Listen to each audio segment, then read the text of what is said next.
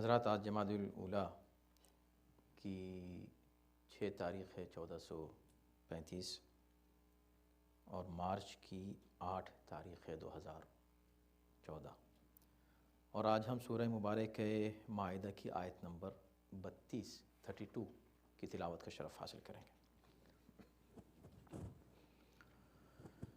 اعوذ باللہ من الشیطان الرجیم، بسم اللہ الرحمن الرحیم، الحمد للہ رب العالمین، والصلاة والسلام علی سیدنا و نبینا و مولانا ابی القاسم محمد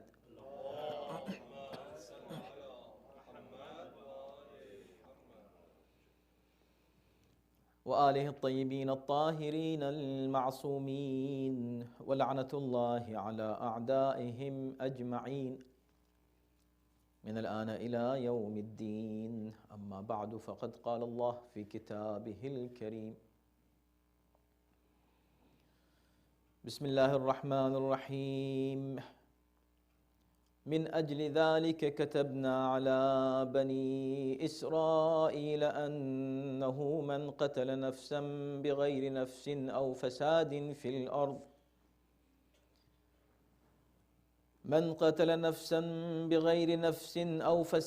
في الأرض فكأنما قتل الناس جميعا ومن أحياها فكأنما أحيا الناس جميعا وَلَقَدْ جَاءَتْهُمْ رُسُلُنَا بِالْبَيِّنَاتِ ثُمَّ إِنَّ كَثِيرًا مِّنْهُمْ بَعْدَ ذَلِكَ فِي الْأَرْضِ لَمُسْرِفُونَ۔ صدق اللہ العلی العظیم۔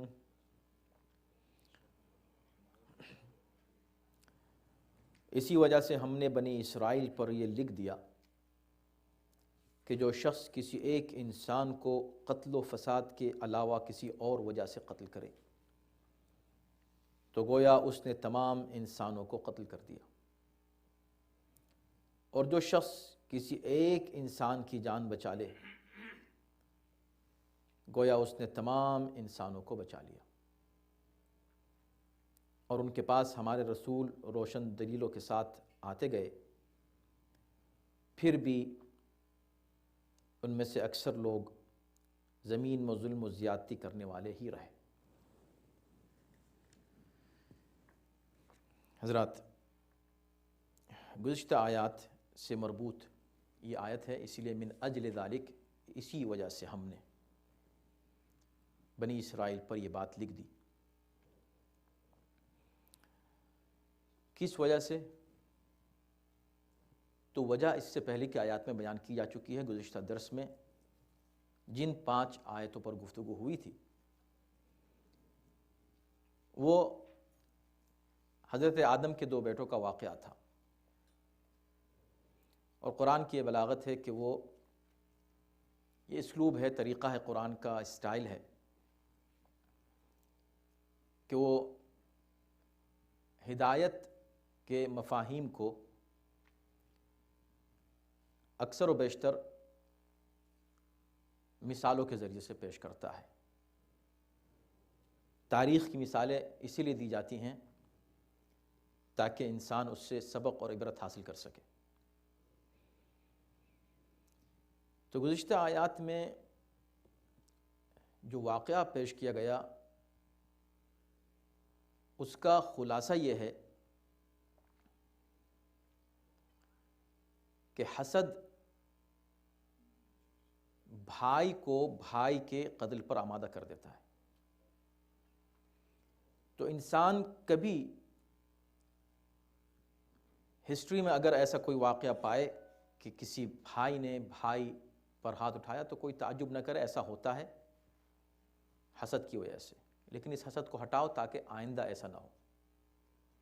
اور تم جو سننے والے ہو اس واقعے کے، تم جو قرآن کے اس پڑھنے والے ہو، تم ایسا نہ کرو۔ اور ضروری نہیں ہے کہ بات قتل تک پہنچے، قتل کے کچھ مقدمات ہوتے ہیں۔ قتل انسان فوراً نہیں کر دیتا ایک وقت میں، قابیل نے بھی فوراً اسی وقت حابیل کو نہیں مارا تھا، گریجول ایسی فیلنگز ڈیولپ ہوتی رہتی ہیں انسان کے نفس کے اندر، اسی لیے فطوعت لہو، یہ قرآن دیکھیں آپ، فطوعت، ہم نے عرض کیا تھا گزشتہ درس میں کہ یہ اشارہ اس بات پر ہے کہ بیک وقت اس نے اقدام نہیں کیا، بلکہ رفتہ رفتہ رفتہ رفتہ اس کے ذہن میں یہ بات آتی گئی، اور ظاہر ہے کہ شیطان نے اسی کا فائدہ اٹھا کر اسے ورغلایا اور اسے آمادہ کیا، فطوعت لہو نفسہ، مگر اصل ذمہ دار اس کا نفس ہے، حالانکہ شیطان تھا، لیکن یہاں پر یہ نہیں کہا گیا کہ شیطان نے اس کو بہکایا۔ کیوں؟ اس لیے کہ اکثر لوگ اپنے اعمال کو شیطان پر ڈال کر آخر میں یہ کہہ دیتے ہیں کہ ہم کیا کریں، شیطان نے کیا، اللہ نے شیطان کو پیدا کیوں کیا تھا؟ شیطان لَأُزَيِّنَنَّ لَهُمْ، وہ زینت دیتا ہے مگر نفس کے ذریعے، یعنی ہمارے نفس، ہمارا جو بھی انٹرسٹ ہے، ہمارا جو بھی خواہش ہے، اس خواہش سے فائدہ اٹھا کر ہمارے جو ڈیزائرز ہیں، ہمارے جو وشز ہیں، ہمارے جو نفس سے امارہ ہے، اس کے راستے سے وہ اندر جاتا ہے۔ اگر اس کو راستہ نہیں ملے تو شیطان کچھ نہیں کر سکتا۔ تو اسی لیے روایت میں ہے کہ یہ جب حسد کی بنا پر، جب اس کی قربانی قبول نہیں ہوئی قابیل کی، تو حسد کی بنا پر اس نے قتل کرنے کا ارادہ کر لیا، اور اسے دل میں چھپا کے نہیں رکھا، اس نے اس کا اظہار بھی کر دیا کہ لأقتلنک، میں تمہیں قتل کر دوں گا۔ جب ایسا ہوا تو قتل تو کرنا چاہ رہا تھا، لیکن اس کی سمجھ میں نہیں آ رہا تھا کہ قتل کیسے کرے۔ تو اس وقت شیطان نے اسے بتایا آ کر کہ دیکھو کیسے قتل کرو، اس کے سر کو 2 پتھروں کے درمیان میں دبا دو، بس یہ مر جائے گا، موت واقع ہو جائے گی۔ چنانچہ وہ مر گیا۔ اب دلچسپ بات یہاں پر یہ ہے، وہ آیت جو رہ گئی تھی گزشتہ ہفتے، آخری آیت، اس پہ تھوڑی سی گفتگو، اور اس کے بعد پھر آج کی آیت جو اسی سے مربوط ہے۔ تو جب اس نے قتل کر دیا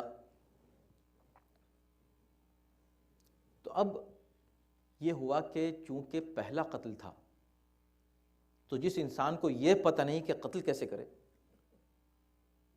اس کو یہ کیسے پتہ ہوگا کہ قتل کرنے کے بعد اس جسد خاکی کا کیا کیا جاتا ہے؟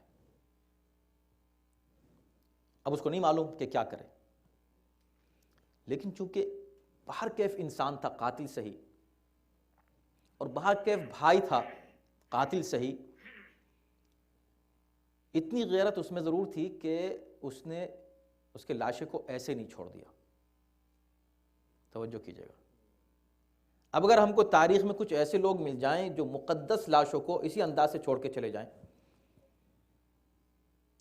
تو وہ کتنے گندے لوگ ہوں گے۔ ان کو آپ کیا کہیں گے؟ قابیل کی طرح؟ بالکل نہیں، قابیل سے بدتر۔ قابیل رکا رہا، اور بلکہ روایت میں یہ ہے کہ وہ جب اس کو مار چکا اور وہ پریشان ہوا کہ اب میں کیا کروں، تو جانور آنے لگے اسے کھانے کے لیے، اس پر حملہ کرنے کے لیے۔ تو اس نے اپنے بھائی کے لاشے کو جانوروں سے بچانے کے لیے اپنے کندھے پر رکھ کر گھومنا شروع کر دیا، کبھی ادھر جاتا ہے کبھی ادھر جاتا ہے، پریشان ہے کہ کیا کروں میں اس لاشے کا۔ پھر رکھ دیتا ہے زمین پر، پھر جانور اس کی طرف آتے ہیں، پھر وہ اٹھا لیتا ہے، جانوروں کو ہٹاتا ہے، بھگاتا ہے۔ یعنی کم سے کم اس سے یہ کہا جا سکتا ہے کہ اس نے لاشے کی بے حرمتی نہیں کی۔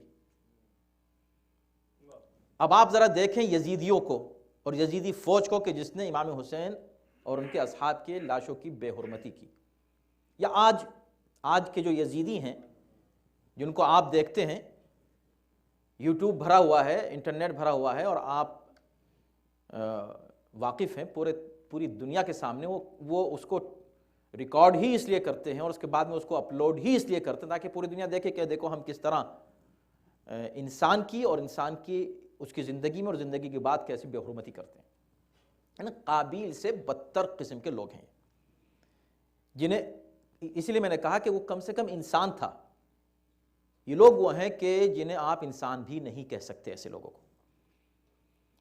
تو بہر کیف جب وہ اسی طرح حیران و پریشان اپنے کاندھے پر اپنے بھائی کے لاشے کو لیے پھرتا رہا کہ میں کیا کروں، دلچسپ دیکھیں یہ ہے قرآن کا انداز، کیا لطف ہے اور مزہ ہے اس میں، تاکہ انسان غور کرے اور توجہ کرے۔ تو اب یہاں کیا بیان کیا جا رہا ہے، یہاں پر یہ واقعہ نہیں ہے کہ وہ کیسے لیے پھرتا رہا، یہ سب کچھ نہیں ہے، یہاں پر صرف اتنا ہے کہ فبعث اللہ غرابا، اللہ نے ایک کوا بھیجا، ٹھیک ہے، اللہ نے کوا بھیجا۔ تو یہ دو موقعوں پر پریشان ہوا، ایک گناہ کرنے کے لیے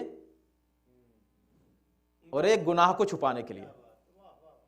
جب گناہ کے لیے پریشان ہوا تو شیطان آیا اس کو بتانے کے لیے کہ ایسے مارو، مگر جب اب اس لاشی کا میں کیا کروں، یہ ایک انسانیت ہے کہ ایسے نہیں کہ اس کو چھوڑ کر چلا جاؤں، جانور کھا جائیں تو کھا جائیں کوئی بات نہیں، نہیں، اس کے اندر اس کے ضمیر نے ملامت کی، کہا کہ نہیں اب اس سے زیادہ ظلم نہیں کرنا ہے، جو کر دیا کر دیا، اب میں اس لاشی کا کیا کروں، اب شیطان نہیں آتا بتانے کے لیے کیا کروں، کیوں، اس لیے کہ شیطان اچھی بات بتانے نہیں آتا، بری بات بتانے آتا ہے، مگر رحمت پروردگار یہاں بھی ختم نہیں ہوتی، یہاں بھی پروردگار کی رحمت ہی ہوتی ہے۔ فبعث اللہ، اللہ نے بھیجا وہ کوا اس کو بتانے کے لیے کہ چلو تو نے یہ گناہ کر دیا ہے، کم سے کم تیرے اندر اتنی یہ انسانیت ابھی پائی جاتی ہے کہ تو اس کو چاہتا ہے کہ اس لاشے کا احترام ہو کسی طرح، میں اس کا کیا کروں یہ سوچ رہا ہے تو چل میں تجھ کو سکھاتا ہوں، لیکن چونکہ تو نے گناہ کیا تھا، اب میرے سکھانے کا طریقہ بھی دوسرا ہوگا، اب میں کسی فرشتے کو نہیں بھیجوں گا، اب میں بھیجوں گا ایک کوے کو، ایک جانور کو، تاکہ تجھے یہ احساس ہو اور تو اقرار بھی کرے۔ چنانچہ اس نے الفاظ یہی کہ جیسے اس نے دیکھا کہ ایک کوا آیا، دو کوے لڑتے رہے، ایک کوے نے دوسرے کو مار دیا، اب یہ سب دیکھتا رہا، مارنے کے بعد اس کوے نے زمین کھودی، فبعث اللہ غرابا یبحث فی الارض، یبحث بحث کہتے ہیں تلاش کرنے کو، جیسے کوئی چیز تلاش کرتا ہے، تو اصل میں کھودنا، زمین کھودنے لگا، کوا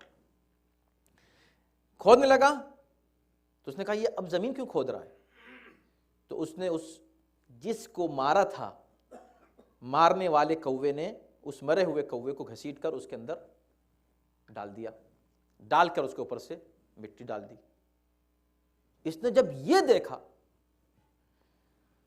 تو اس نے کہا یا ویلتا، ہائے افسوس، اعجزت ان اکون مثل هذا الغراب، کیا میں اتنا عاجز ہو گیا، اتنا گیا گزرا ہوں کہ میں اس کوے جیسا بھی نہیں ہو سکتا۔ تو خدا نے اس کو ایک گویا سائیکولوجیکل سزا بھی دی کہ ٹھیک ہے تجھ کو راستہ پتہ چلا اور ہم نہیں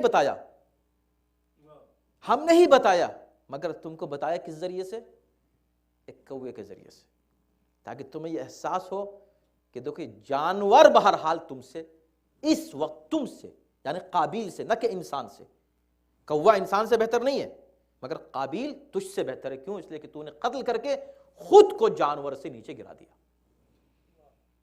تجھ کو یعنی انسان کا سٹیٹس تو وہ ہے۔ امیر المومنین علیہ السلام فرماتے ہیں کہ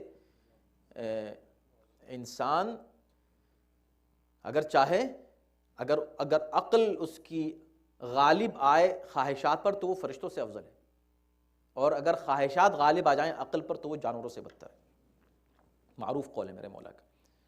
تو اس نے اسے دیکھا اور اسی انداز سے پھر اس نے دفن کر دیا، اور کہا جاتا ہے کہ اس کے بعد ہی سے دفن کی سنت قائم ہوئی۔ فَأَصْبَحَ مِنَ النَّادِمِينَ، تو اس نے اپنے بھائی کے لاشے کو گویا کہ دفن کر دیا۔ مگر آپ یہ دیکھیں کہ انسان کے نفس میں نفس جو ہے نا وہ اس کو فطوعت لہو نفسہ، اس کے نفس نے آمادہ کیا کہ اپنے بھائی کو قتل کرے، یہ ہے نفس امارہ۔ تو یہاں بھی کوئی کہہ سکتا ہے کہ پھر یہ نفس بھی تو اللہ نے خلق کیا ہے، مگر اللہ نے ایک نفس اور پیدا کیا ہے تمہارے اندر، وہ ہے نفس لوامہ۔ وہ نفس ملامت کرتا ہے، جب انسان کوئی برائی کرتا ہے تو کہتا ہے تم غلط کر رہے ہو۔ بڑے سے بڑا کوئی مجرم کوئی جرم کرتا ہے تو لیکن باہر کا کوئی انسان کہے کہ نہ کہے، اندر ایک شے ہے، ایک چیز ہے، ایک ضمیر جس کو کہتے ہیں، نفس ہے اس کا کہ جو اس کو ملامت کرتا ہے، ملامت ہی سے لوامہ ہے۔ اس کے بھائی نے بھائی کو قتل کیا، مگر جب اسے احساس ہوا تو اس نے یہی لفظ استعمال کیا کہ کیا میں ایسا عاجز کہ میں اپنے بھائی کو دفن، تو بھائی تھا تو کم سے کم اس نے اس کے بھائی ہونے کا احساس کیا۔ فَأَصْبَحَ مِنَ النَّادِمِينَ، اور نادم ہو گیا، ندامت اٹھانے والوں میں ہو گیا۔ اس سے پہلے کی آیت جو ہے بالکل پہلے کی، یعنی کہ آیت نمبر 30، اس میں کہا فَأَصْبَحَ مِنَ الْخَاسِرِينَ، پھر کہا فَأَصْبَحَ مِنَ النَّادِمِينَ۔ جب قتل کیا تو قتل کر کے خسارے میں ہوا۔ جب کوے کو دیکھا کہ ایک کوا دوسرے کوے کو کس طرح دفن کرتا ہے، اس سے سیکھ کر اپنے کیے پر پشیمان ہوا۔ اب یہ پشیمان کس بات پر ہوا؟ قتل پر ہوا یا دفن نہ کرنے کے تعلق سے ہوا کہ وہ جانتا بھی نہیں تھا کہ دفن بھی کیسے کریں؟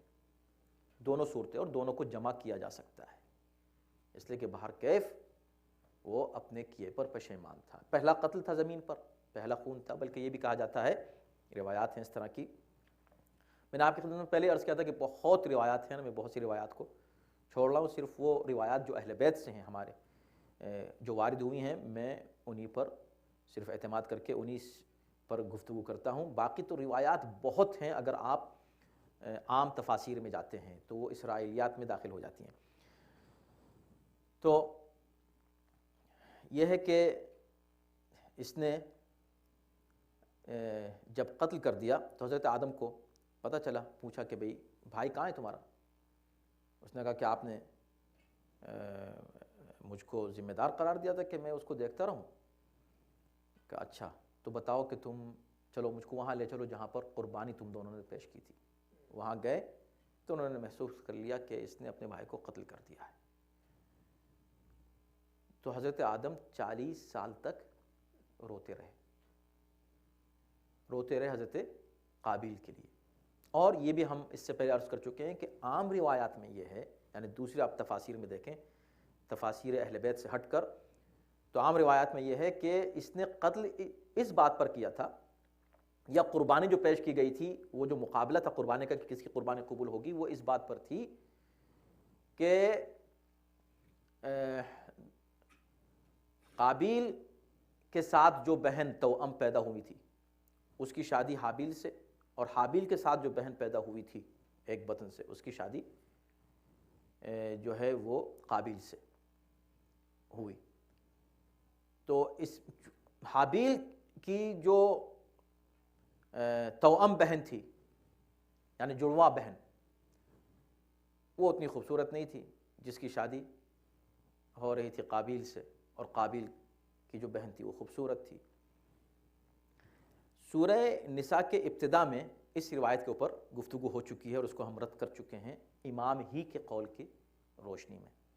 یہاں پر صرف اتنا حصہ کہ امام فرماتے ہیں، کسی نے آ کر امام سے کہا کہ لوگ یہ بات کہتے ہیں کہ یہ قتل اس بات پر ہوا، یعنی یہ قتل عورت کے اوپر تھا، اور چونکہ اپنی بہن ہی کے سلسلے میں ان کا جھگڑا تھا کہ کون اس بہن سے شادی کرے، تو امام نے فرمایا کہ تم بھی یہ کہتے ہو؟ تمہیں اللہ کے نبی آدم پر الزام لگانے میں اور ایسی بات منسوب کرنے میں کوئی شرم بھی نہیں آتی؟ یہ چھٹے امام نے فرمایا۔ تو کہا مولا پھر کیا تھا؟ تو کہا بات یہ نہیں تھی، بلکہ بات یہ تھی کہ حابیل کو حضرت آدم نے اپنا وصی بنا دیا تھا، اور ان کو اللہ نے حکم دیا تھا کہ اب تم حابیل کو وہ اسم اعظم بھی تعلیم کر دو جو انبیاء کے لیے مخصوص ہے۔ تو یہ بات تھی، وصایت کا مسئلہ تھا، جانشینی کا مسئلہ تھا، نبوت کا مسئلہ تھا، منصب کا مسئلہ تھا۔ تو بہرکیف یہ بات ہوئی، اور حضرت آدم کا گریہ، اور پھر یہ بھی کہ خون جہاں دیکھا کہ اچھا اس زمین نے خون کو، تو اس زمین کے اوپر غضبناک ہوئے اور کہا اے زمین تو نے اس خون کو کیسے پی لیا؟ تو اس دن سے کہا جاتا ہے کہ زمین خون کو جذب نہیں کرتی، خون اوپر ہی رہ جاتا ہے، زمین میں اندر نہیں جاتا۔ یہ سب باتیں ہیں۔ بہرکیف یہ ایک پہلا خون تھا، ایک افسوسناک واقعہ ہوا، لیکن یہ ہماری عبرت کے لیے اس کو قرآن نے بیان کیا۔ بیان کرنے کے بعد اس پورے واقعے کو اب یہ کہا جا رہا ہے، جنرل ایک بات کہی جا رہی ہے ہماری تعلیم کے لیے کہ اب اس کا نتیجہ کیا ہوا۔ تو کہا من اجل ذالک، اس وجہ سے، اس قتل کی بنا پر، کتبنا علی بنی اسرائیل، ہم نے بنی اسرائیل پر یہ لکھ دیا۔ اب اس سے پہلے کہ ہم آگے بڑھیں، پہلے یہ قابل غور ہے بات کہ دو باتیں ہیں اس میں۔ پہلی بات ہے من اجل ذالک۔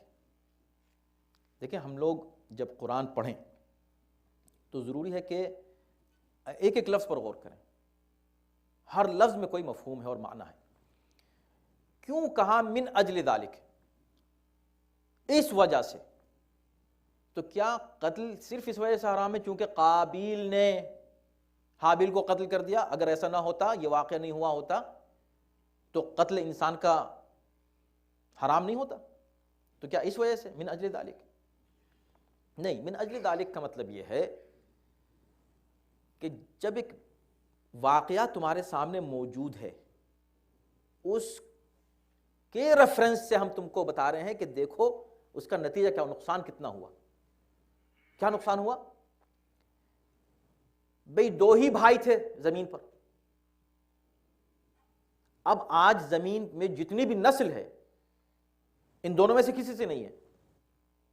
آخر میں جب حضرت آدم بہت روتے رہے تو اللہ نے ان کو ایک فرزند عطا کیا، ہبۃ اللہ،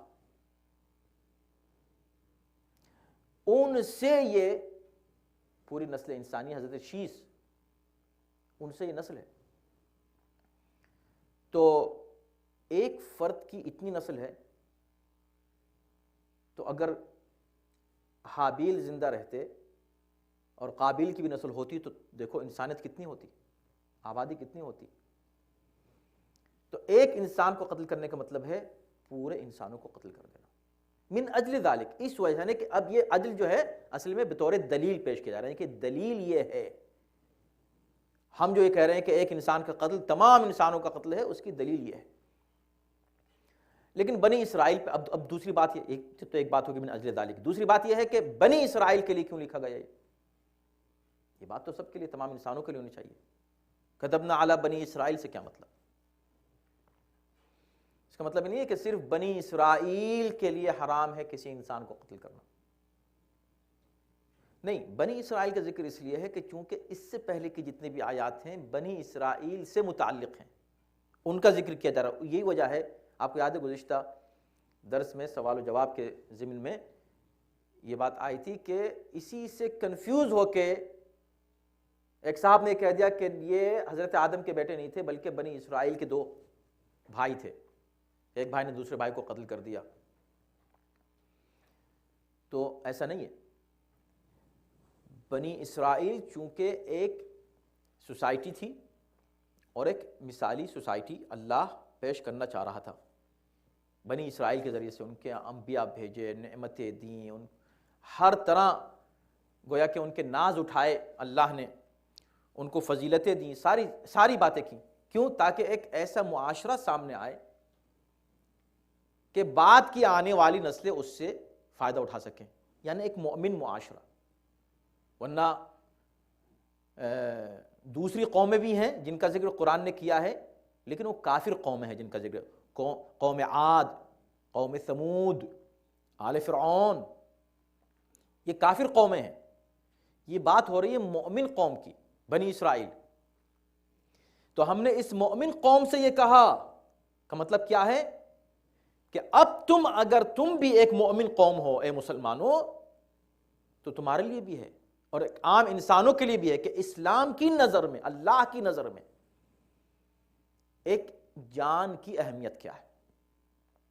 یہی وجہ ہے کہ اس کے بعد کہا کہ چونکہ خطاب ایک سوسائٹی سے ہے، ایک مومن سوسائٹی سے، ایک بلیور جو ہے نا سوسائٹی سے ہے۔ اب یہ جو مومن سوسائٹی ہے اس سے یہ کہا کہ ایک شخص کا قتل کرنا، اس سے یہ نہیں کہا کہ ایک مومن کا قتل کرنا۔ یہ ہے کمال کی بات۔ یہاں اب اور جنرل ہو گئی بات، تمام انسانوں کی اہمیت، ایک انسان کی جان کی اہمیت ہے اسلام کی نظر میں۔ یعنی اسلام یہ کہتا ہے کہ کسی کو قتل نہ کرو اگر وہ بے گناہ ہے۔ یہ اگر کہاں سے آ گیا؟ اس کے اندر من قتل نفسا بغیر نفس او فساد فی الارض۔ دیکھیں کتنا بیلنس ہوتا ہے احکام شریعت میں اور احکام قرآنی میں، کہ جو شخص کسی ایک نفس کو قتل کر دے، یہ نفس اس میں نہ کلر کی بات ہے، نہ کنٹری کی، نہ کریڈ کی، نہ کسی بھی گروپ کی، جو بھی انسان ایک نفس جو رکھتا ہے اس نفس کو جو قتل کر دے۔ اب جو لوگ کہتے ہیں کہ قرآن میں ہے کہ کافروں کو مار ڈالو، نہیں، اس کے بعد کی آیت پر انشاءاللہ گفتگو ہوگی، جو بعد میں آیت آ رہی ہے وہ بڑی خطرناک ہے لوگوں کے لیے اور اس کو سمجھنا بڑا مشکل ہوتا ہے لوگوں کے لیے۔ یہ تو بڑی اچھی آیت ہے، اس کو لوگ کہتے ہیں سبحان اللہ، بہت بہت عمدہ بات ہے، لیکن اس کے بعد جو آیت ہے کہ مارو ان کو، کس کو مارو، اس پر انشاءاللہ اگلے ہفتے گفتگو ہوگی۔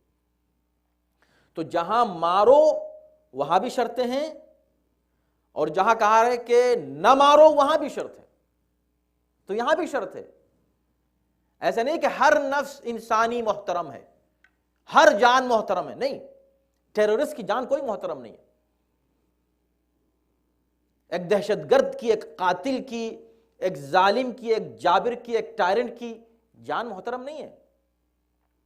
یہ اور بات ہے کہ اس کے لیے قوانین ہیں، یعنی آپ جا کے کسی قاتل کو اس لیے نہیں مار سکتے کہ وہ قاتل ہے، آپ کو کوئی حق حاصل نہیں ہے۔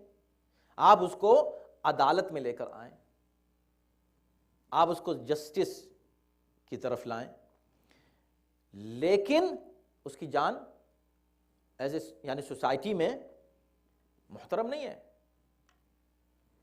من قتل نفسا، جو شخص کسی ایک نفس کو، چاہے کافر ہو، چاہے مسلم ہو، چاہے کرسچن ہو، چاہے ہندو ہو، چاہے جو ہو، کوئی بھی اس کا مذہب ہو، کالا ہو، گورا ہو، امریکہ کا ہو، انڈیا کا ہو، ایران کا ہو، پاکستان کا ہو، دنیا کے کسی بھی حصے کا انسان ہو، نفسن اسے قتل نہیں کر سکتے، بغیر نفس او فساد۔ اگر کسی شخص نے کسی کو قتل کیا ہوا ہے اور اس کو قتل کیا جا رہا ہے قصاص کے طور پر، وہ الگ بات ہو گئی۔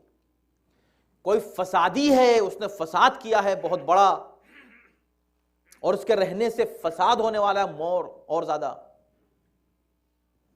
وہ بات الگ ہے۔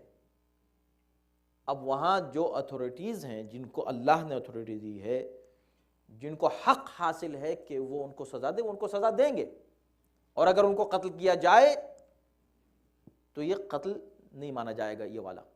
تو اس لیے بغیر نفس او فساد فی الارض کہہ دیا کہ جو کسی نفس کو مارے بشرطے کہ وہ کسی نفس کے بدلے میں نہ مار رہا ہو یا کسی فساد کی وجہ سے نہ مار رہا ہو، یعنی اس کے شرطوں کے ساتھ۔ فَكَأَنَّمَا قَتَلَ النَّاسُ جَمِيعًا، اگر ایسا ہو جائے کہ ایک نفس کو مار دے، اس نے جیسے تمام انسانوں کو قتل کر دیا، تمام انسانوں کو قتل کر دیا۔ یہ تمام انسانوں کو ایک شخص کیسے قتل کر سکتا ہے؟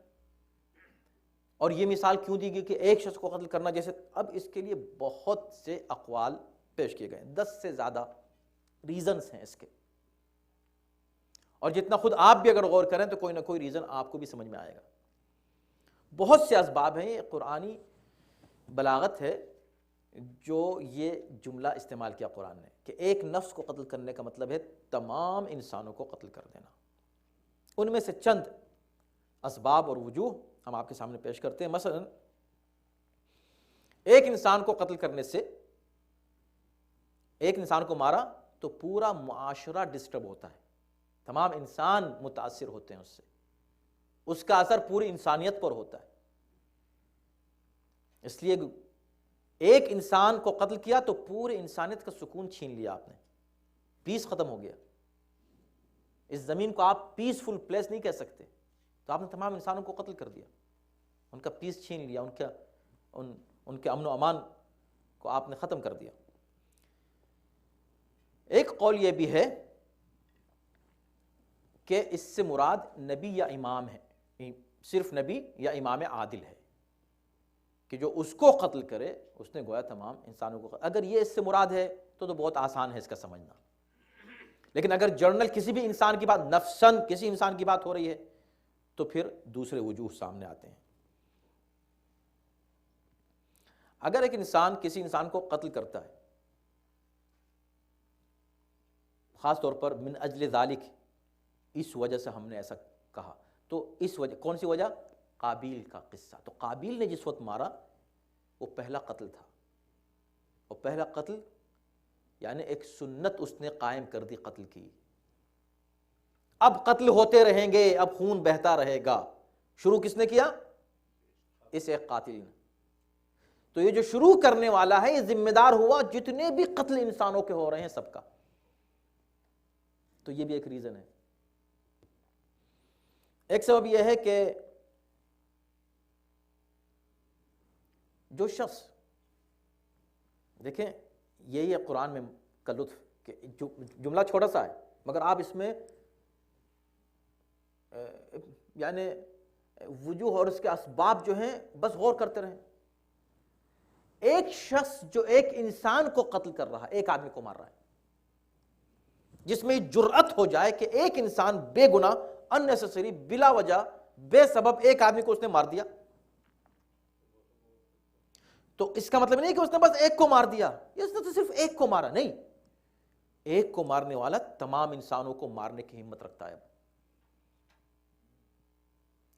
اس کو خون لگ گیا ہے، یہی وجہ ہے جو ایک کو مار دیتا ہے پہلے مار میں تو اس کو تھوڑی سی کچھ ندامت ہوتی ہے، مگر اس کے بعد پھر وہ عادی ہو جاتا ہے مارنے کا، قتل کرنے کا، قاتل ہو جاتا ہے، عام قاتل ہے، دنیا کے سامنے ذبح کر رہے ہیں بے گناہوں کو، بچوں کو ذبح کر رہے ہیں، بیچاروں کو مار رہے ہیں، قتل کر رہے ہیں کھلم کھلا، اور اس پہ خوش ہو رہے ہیں اور ہنس رہے ہیں۔ تو جو شخص ایک خون بہا دے، یہ انسان ہے، انسان، اس نے تمام انسانوں کو مار دیا گویا، یوں سمجھو۔ بھئی کوئی یہ نہیں کہہ سکتا کہ میں نے تو ایک ہی قطرہ شراب پی ہے، پی لی، بات ختم ہو گئی، شراب پی، ایک ہی بار پی، جہاں تم نے شروع کر دی تو تم شراب پینے والے کہلا گئے، تم نے پی لی شراب۔ جس نے ایک انسان کو قتل کر دیا، قاتل ہو گئے تم، اور تمام انسانوں کے قاتل ہو گئے، اس لیے کہ ایک انسان کو قتل کرنے کا مطلب ہے وہ جرأت پیدا کرنا کہ جو تمام انسانوں کو قتل کر دے۔ پورا انسانی معاشرہ اسلام کی نظر میں ایک جسم کی طرح ہے، ایک جسم ہے، اس ایک جسم پر کہیں بھی وار ہوگا تو پورا جسم تکلیف میں مبتلا ہوگا۔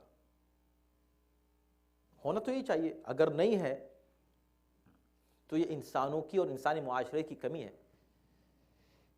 لیکن اللہ جس طرح کا معاشرہ کریٹ کرنا چاہتا ہے، اس میں پیغام قاتل ہی کے لیے نہیں ہے یہ کہ جس نے مار دیا اس نے تمام انسانوں کو مار دیا، یہ تمام انسانوں کو بھی پیغام ہے کہ جب کوئی ایک مارا جائے بے گناہ تو تم یہ سمجھو کہ تم سب کو مار دیا گیا۔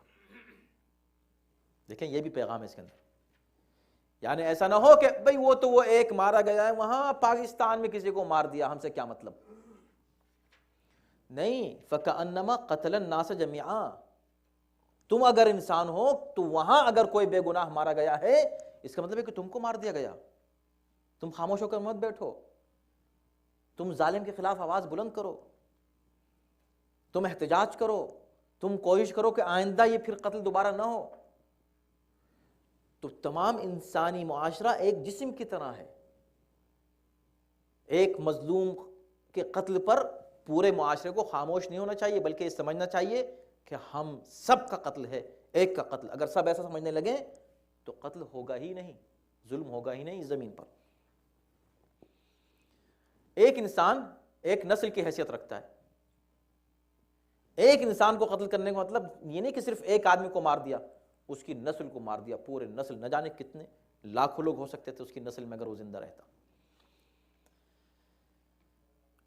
ان تمام وجوہ کے ساتھ ایک اور بڑی دلچسپ وجہ ہے، اور یہ وجہ کوئی امام ہی معصوم ہی بیان کر سکتا ہے.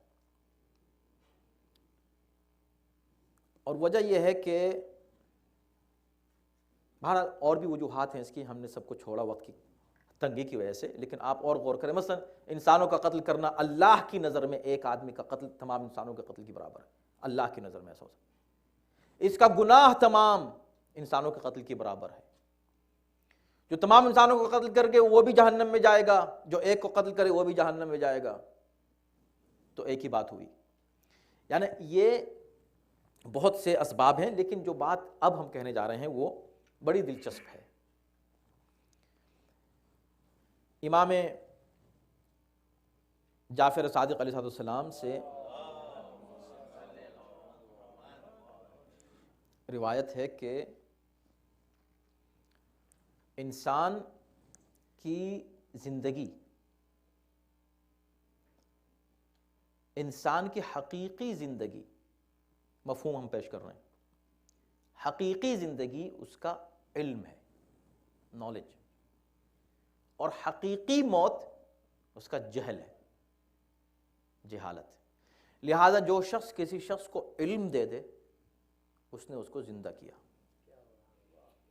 جو کسی کو اس کے علم سے محروم کر دے اس نے اس کو قتل کر دیا. اور اس کی سپورٹ قرآن مجید کی اس آیت سے ہے کہ انسانوں یا ایھا الذین آمنوا استجیبوا للہ وللرسول، اے صاحبان ایمان اللہ اور رسول کی آواز پر لبیک کہو، اذا دعاکم، جب وہ تم کو پکارے، لما یحییکم، تمہیں زندگی دینے کے لیے. یعنی تبلیغ اور ارشاد اور تعلیم اور تدریس، علم کا دینا، ایمان کا دینا، یہ کیا ہے؟ یہ زندگی کا دینا ہے. تو نبی جب تم کو بلائے وہ تم کو زندگی دینے، لما یحییکم، اور یہاں کیا ہے؟ احیاہا. جو ایک شخص کو مار دے اس نے تمام انسانوں کو مار دیا، جس نے ایک شخص کو قتل کر دیا تمام انسانوں کو قتل کر دیا. تو اس میں یہ ہے کہ بھئی جو شخص ایک شخص کو ایمان اور علم کی دولت دے دے اس نے اس کو زندہ کیا، اور جب اس کو زندہ کیا کہ گویا اس نے تمام انسانوں کو زندہ کر دیا. اور جو ایک شخص کو جہل کی طرف لے جائے یا اس کو گمراہ کر دے، جو شخص ایک شخص کو گمراہ کر دے، تو اب یہ ہے آپ نے فرمایا کہ من اخرجہا من ضلال الی ہدی فکأنما احیاہا، جو شخص کسی ایک شخص کو گمراہی سے ہدایت کی طرف لے آئے گویا اس نے اس کو زندگی دی. ومن اخرجہا من ہدی الی ضلال، اور جس نے کسی کو گمراہ کر دیا گویا اس نے اسے قتل کر دیا. یہی وجہ بہت سی اور روایات ہیں، جیسے امام حسن عسکری علیہ السلام کی وہ روایت جس میں علماء سوء کے بارے میں امام نے کہا ہے کہ یہ علماء سوء ہمارے ماننے والوں کو، ضعیف لوگوں کو آ کر گمراہ کرتے ہیں، ہمارا نام لے کر، ہمارا ذکر کر کے گمراہ کرتے ہیں ضعیف العقیدہ لوگوں کو، ان کے عقیدے کو کمزور کرتے ہیں. یہ لوگ ان کے لیے یزید کے لشکر سے زیادہ سخت ہیں جو وہ امام حسین اور ان کے ساتھیوں پر تھے. کیوں؟ اس لیے کہ انہوں نے ان کے جسم کو چھینا تھا، یہ ان کی روح کو چھینتے. تو یہ بھی قتل ہے، کسی کو گمراہ کرنا، کوئی ایسا لفظ کہنا کہ جس سے کوئی شخص گمراہ ہو جائے، یہ بدترین قتل ہے. آخر میں فرمایا، بہرحال یہ وہ آیت ہے کہ جس پر بہت کچھ گفتگو کی جا سکتی ہے، وقت تمام ہو چکا ہے. اگر 2-3 جملوں میں بات کہی جائے تو یہ کہا جا سکتا ہے کہ اسلام کی نظر میں یہ ہیومن لائف کی اہمیت ہے، اتنی اہمیت ہے۔ اب کوئی شخص جو مسلمان ہے، جو قرآن پر ایمان رکھتا ہے اور جو قرآن کو صحیح سمجھتا ہے، وہ نہ قاتل ہو سکتا ہے کسی بے گناہ کا، اور نہ کسی شخص پر ظلم کر سکتا ہے، اور نہ کسی شخص کو گمراہ کر سکتا ہے۔ وَلَقَدْ جَاءَتْهُمْ رُسُلُنَا بِالْبَيِّنَاتِ، اب یہاں یہ اب جو جملہ ہے اس سے ایک بات اور وضاحت ہو گئی کہ کیوں وہاں بنی اسرائیل کا ذکر کیا۔ وَلَقَدْ جَاءَتْهُمْ، نہ صرف یہ کہ ہم نے بنی اسرائیل کے اوپر یہ بات لکھ دی تھی، بلکہ ہم نے بہت سے رسول بھیجے ان کے پاس بینات کے ساتھ، دلیلوں کے ساتھ۔ ثم ان کثیرا منہم بعد ذلک فی الارض لمفسدون، اس کے باوجود بھی اتنے رسولوں کے آنے کے بعد اور ایسے سخت احکام ان کے لیے ہم نے لکھ دیے ہیں، اس کے باوجود ان میں سے بہت سے لوگ زیادتی کرنے والے رہے۔ زیادتی، اسراف، مسرف، اسراف کرنے والے، زیادتی کرنے والے۔ اس کا مطلب کیا ہے؟ اس سے کسی طرح کی بھی زیادتی مراد ہو سکتی ہے، اور خاص طور پر قتل تو سب سے بڑی زیادتی ہے۔ ظلم و زیادتی پھر بھی کرتے رہے، اکثریت ان کی ظلم و زیادتی کرتی رہی۔ تو مسلمانوں تم ایسا نہ کرنا، اور اگر مسلمان ایسا کر دیں تو بعد کی نسلیں، آج کی نسلیں یہ نہ کہیں وہ تو ایسا کر نہیں سکتے اس لیے کہ وہ تو مسلمان تھے، اور یہ تو پوری امت کیسے مل کے کر سکتی ہے۔ بنی اسرائیل کے اوپر ہم نے یہ سب کچھ لکھا تھا، ان کے پاس اتنے رسول بھیجے تھے، اس کے باوجود میں اکثریت مسرف رہی، ظالم رہی۔ تو اگر اس قوم میں ایسا ہو جائے تو تم یہ کہہ کر اپنا ایمان خراب نہ کرنا۔ یہ کیسے ہو سکتا ہے رسول اللہ کے بعد حضرت علی کو کوئی قتل کر دے، امام حسن کو قتل کر دے، امام حسین کو؟ ارے وہ لوگ تو بھائی بھائی تھے۔ ہاں ہاں بالکل بھائی بھائی تھے، مگر حابیل قابیل کی طرح، اس طرح کے بھائی بھائی سمجھو۔ یہ مثال دے دی گئی۔ یہ دیکھ لو کہ حابیل کی طرح کون صابر تھا، اور قابیل کی طرح کون قاتل اور ظالم تھا۔ قاتل کا ساتھ مت دو یہ کہہ کے یہ کیسے ہو سکتا ہے، نہیں ہو سکتا ہے، ہوا ہے۔ ہم تم کو مثالیں دے رہے ہیں اور ہم تم کو بتا رہے ہیں۔ تم اپنا ایمان آج 1400 سال کے بعد خراب نہ کرو یہ کہ ان ظالموں کی حمایت کر کے، جیسے ابھی ہم نے یوٹیوب پر کل ہی دیکھا کہ ایک بہت بڑا مفتی جاہل قسم کا، وہ یہ کہہ رہا ہے کہ یزید تو خلیفۃ المسلمین تھا اور باضابطہ خلیفہ تھا، وہ شرعی خلیفہ تھا، اور تمام مسلمانوں نے اس کی بیعت کی تھی، اس کی بیعت سب پر واجب تھی۔ آج اپنا ایمان تم خراب نہ کرو، جو ہوا پہلے وہ ہوا۔ یہ مثالیں اس لیے دی جا رہی ہیں، قرآن تمہیں پڑھ کر اس لیے سنایا جا رہا ہے کہ تاکہ تم یہ نہ کہہ دو یہ کیسے ہو سکتا ہے، وہ کیسے ہو سکتا ہے۔ سب کچھ ہو سکتا ہے، ہم اپنے آپ کو محفوظ رکھیں اس طرح کے بد عقیدگی سے اور بد عقیدہ ان مولویوں سے کہ جو لوگوں کو قتل کرتے ہیں، انہیں گمراہ کر کے ان کی روح کو چھین لیتے ہیں ان سے۔